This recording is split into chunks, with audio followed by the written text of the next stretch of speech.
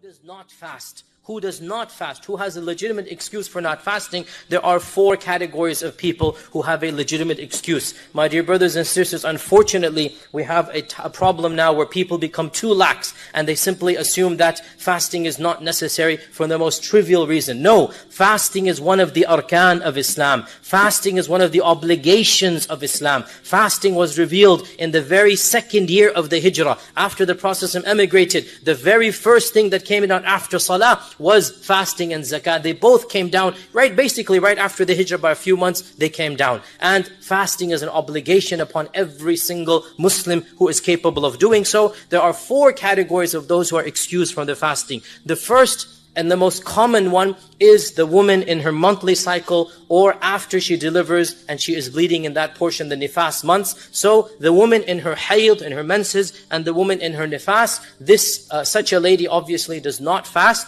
and she makes it up later on. Now, my dear sisters in Islam, do not play around with the sharia of Allah. Many sisters are lazy. When their menses finish, they think they can delay the fast simply by not performing the ghusl, by delaying the full ritual ablution. Allah Azza wa Jal knows when your menses finish, and you know as well. And when your menses finish, the very next day, you must begin your fast. In fact, if your menses finish even 5 minutes before the Fajr Adhan, the time of Imsak, and you know the sign which is the whitish discharge, if your menses finish 5 minutes before the Adhan of Fajr, then legally, even if you do not take the ghusl, you must fast that day. So keep this point in mind and monitor the end of the month. You all know your cycles, you all know your routines. Towards the end of the month, monitor and realize that if it finishes, wake up the day that you think it's going to finish. Wake up before Fajr to make sure that in fact it has finished or not finished. Because if it has finished, then that day is obligatory on you and it is not allowed to play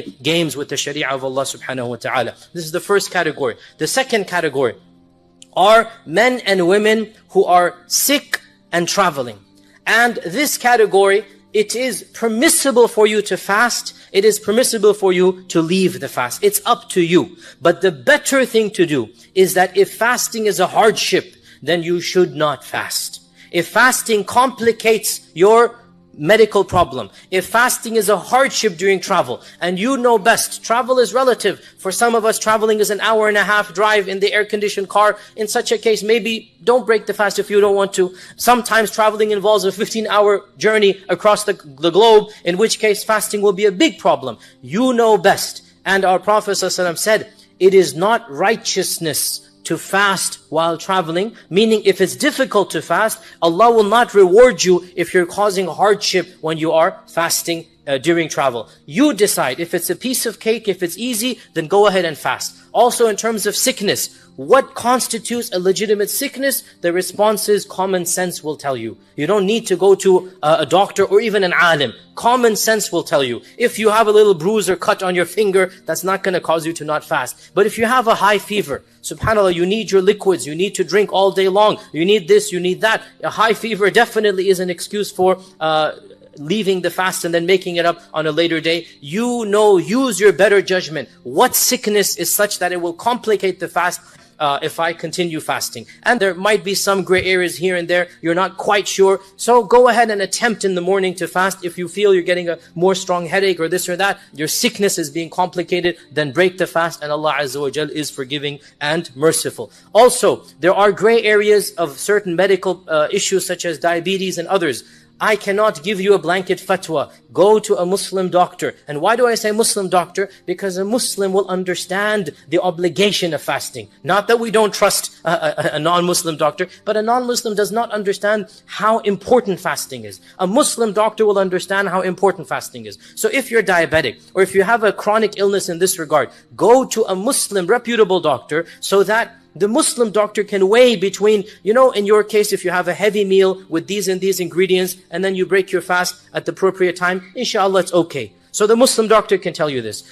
Because the Muslim doctor has experience of fasting, and he knows the obligation of fasting. So if there are areas such as diabetes, such as other things of this nature, then go seek counsel with a health professional who understands the obligations of fasting. This is the second category, sickness and traveler. The third category of those who don't have to fast are those who are permanently sick or those who are too elderly and weak to fast. permanently sick, severe case of diabetes. Severe case of diabetes. He cannot remain without food for 5 hours, let's say. Khalas. So Allah's Sharia has not come to kill people or to make life difficult. For such a person, somebody who is very old, 70, 80 years old, he doesn't have it in him to fast. For such a person, the fasting is forgiven.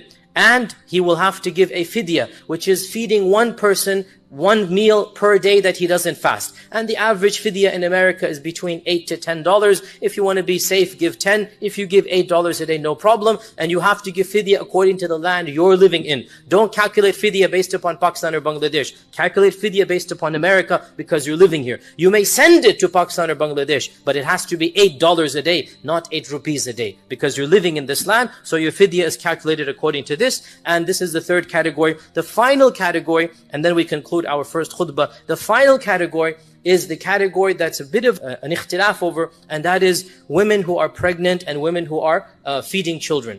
This category is where many women show laxity. The fact of the matter is, an average, healthy young lady who is pregnant or who is feeding should not really have an excuse to break the fast. However, if the doctor says, or if she herself feels fainting or whatnot, then yes, we understand, and so the Sharia will allow her to break the fast. Nonetheless, an average young healthy lady who is pregnant or who is feeding a child, generally speaking, should not just jump to the conclusion, I don't have to fast. Because the fasting, generally speaking, should not harm her situation. Nonetheless, let her seek the advice of her own professional counselor. And also, again, let's encourage a Muslim doctor who understands the importance of fasting. If the doctor feels, and if she as well feels, that fasting will not be possible, then she may avoid the fast, but she will have to make up the days that she has missed. She cannot give money because her ruling is the ruling of the one who was sick or traveling. That is, she will overcome the sickness, she will come back to a regular state, and she will then have to fast all of the days. And indeed, Allah subhanahu wa ta'ala knows best.